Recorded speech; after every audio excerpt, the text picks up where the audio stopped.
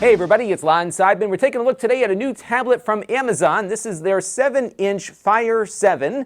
This costs $49 if you can put up with a few ads on the lock screen, and it's their lowest end tablet that you can buy. Now this is a revision of their prior version, and this one has a faster processor and a more up-to-date operating system. We're going to take a look at what this thing can and can't do in just a second, but I do want to let you know in the interest of full disclosure that I paid for this with my own funds. All the opinions you're about to hear are my own. Nobody is paying for this review, nor has anyone reviewed or approved what you're about to see before it was uploaded. So let's get into it now and see what this tablet is all about. So let's take a closer look now at the hardware. This is the base model, which starts at $49. You got a nice 7-inch IPS display. It's a 1024 by 600 display, really nice viewing angles. I'm not seeing a lot of display bleed through. It's going to meet or perhaps exceed your expectations for the price point, and that's one thing Amazon has done very well. Now, in exchange for this low price, you got to put up with some ads. So you'll see an ad here on the home screen occasionally when you turn it on. Other times you will see ads on the lock screen of the device, which I have not yet seen on this particular one, although versions of the Amazon Fire tablets I have looked at in the past will put ads there, so just be ready for that. This one has a gigabyte of RAM and 16 gigabytes of storage, which is nice to see on a low-cost device, at least from the storage standpoint. There is a version with 32 gigabytes of storage that you can buy with ads for $70 or without ads for $85, but I don't think that's going to be necessary because you can put SD cards into this thing right here on this little slot, and that will augment its onboard storage. And Amazon's always been very flexible with the use of SD cards.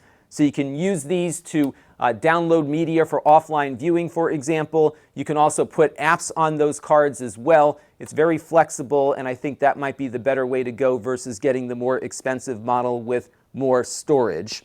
Weighs about 10 ounces or 286 grams. It's made out of plastic. It's not going to win any awards for build quality, but my experience with these tablets has been very good from a durability standpoint.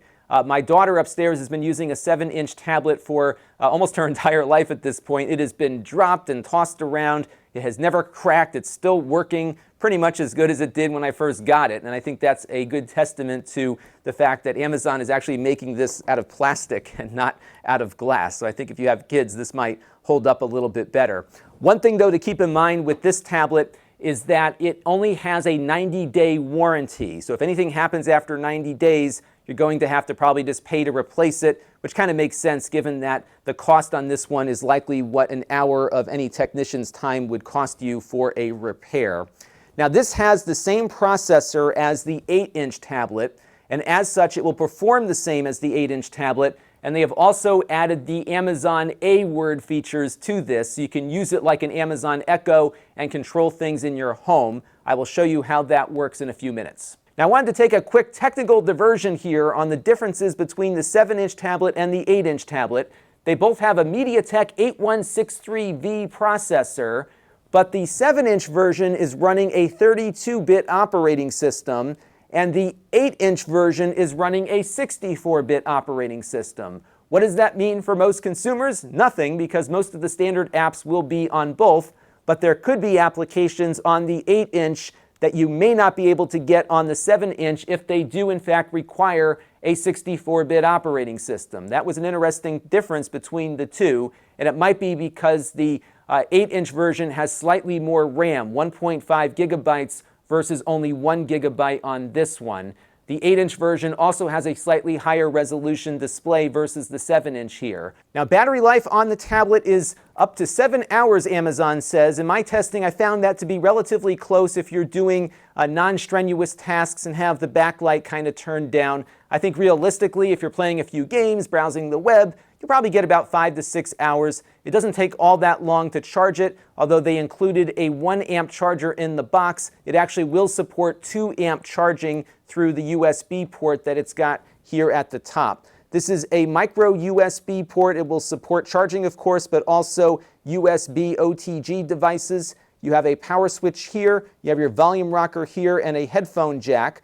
There's a speaker here on the side. It's not all that loud, but it's adequate enough when you turn the volume up all the way. but you might want to plug in some headphones for better audio fidelity. You can also use Bluetooth headphones with it because it does support Bluetooth, so that was good to see. No other ports here to speak of, although you do have that SD card slot here on the side that's behind this door for safekeeping, so that was nice to see that card nice and secure in there. There's a couple of different colors available. This is the green one. I don't know why I bought this one, but that was the color I went with.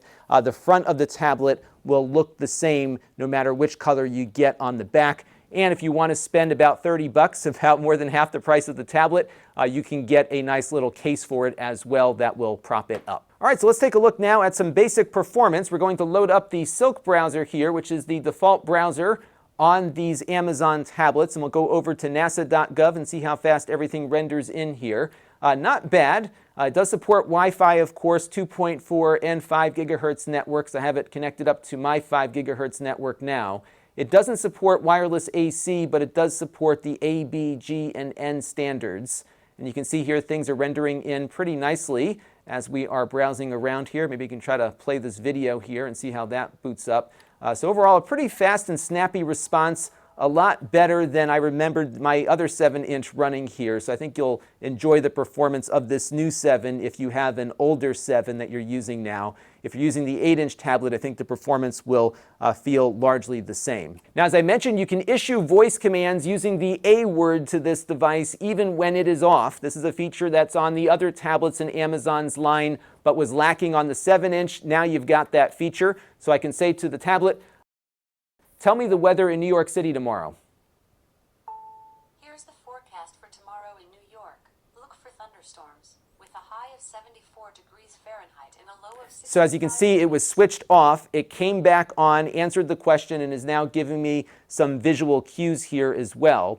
Now, another thing that you can do, of course, is home control. So I can say, turn off the color bulb.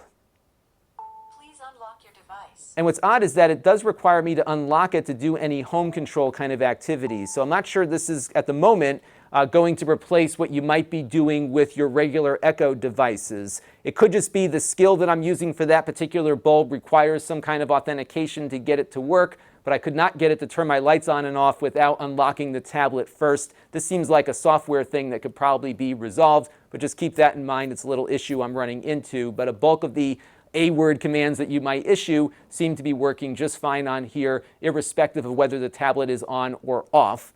I do expect a standby battery hit for this feature to be on.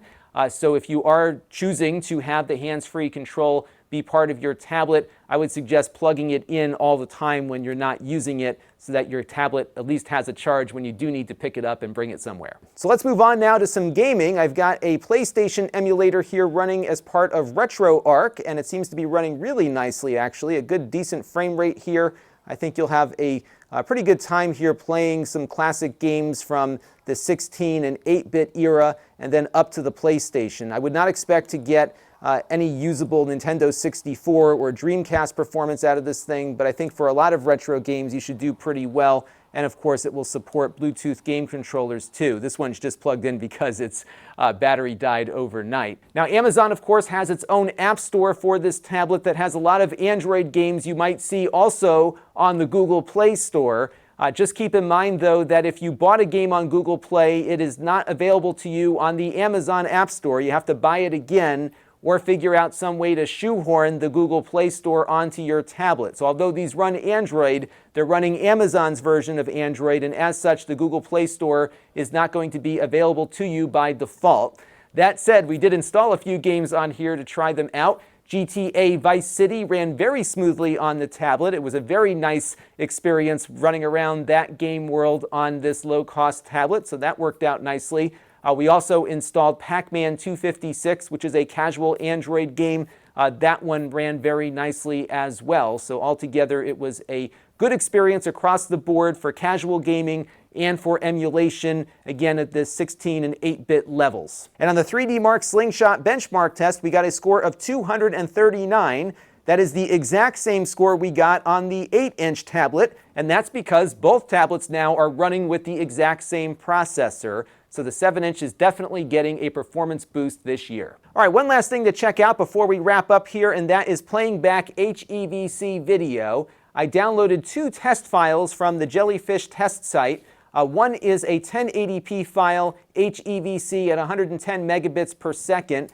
This one runs just fine. Looks like we're not seeing many drop frames here either, so it's able to play back a pretty high bit rate HEVC file here, likely using some hardware acceleration without any real issues. However, it did crash when we tried to play back a 140 megabit per second video that was encoded at 4K at 10 bit. That one will have it spinning its wheels for a minute or two and then eventually crashing out on us. So it looks like 1080p HEVC is fine. Some of the higher end stuff here is not something this tablet is going to be able to handle very easily. So that's going to do it for this look at the Fire 7 tablet. It is definitely a nice upgrade over the prior version of the 7-inch tablet. It's performing a lot better, and again, it's performing pretty much equally to the 8-inch tablet. So now I'm guessing there'll probably be a boost of the 8 and 10-inch tablets coming next, and of course when those come out, we'll try to get our hands on those. But overall, a very nice value. I don't like the 90-day warranty. I would love to see Amazon extend that out to a year. I think they can afford to do that and maybe put a little bit more faith into their products, because a lot of their competitors selling low-cost tablets like this do give you that 1-year warranty. But beyond that, I think it's probably a smart buy, and my experience with these tablets in the past has been very good. They've outlasted my iPads from a durability standpoint with my 2 kids. One thing to note is that we should be getting an official YouTube app for this shortly. Amazon and Google have resolved whatever stupid dispute that they had with each other, and we're now going to start seeing some of the Google apps make their way over to the Amazon App Store, and that is great news. You'll finally get a native YouTube client on here soon. Once that's available, I will do a follow-up video to show you how it works. And that's going to do it for this look at the Fire 7 tablet. And until next time, this is Lon.TV. Thanks for watching. This channel is brought to you by the Lon.TV supporters, including gold-level supporters, the 4 Guys with Quarters podcast, Tom Albrecht, Brian Parker, and Kalyan Kumar. If you want to help the channel, you can by contributing as little as $1 a month.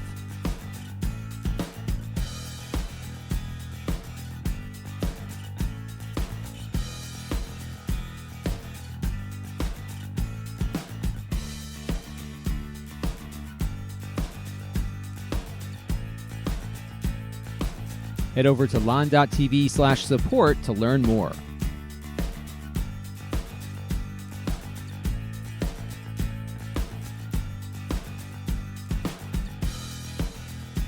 And don't forget to subscribe. Visit lon.tv/s.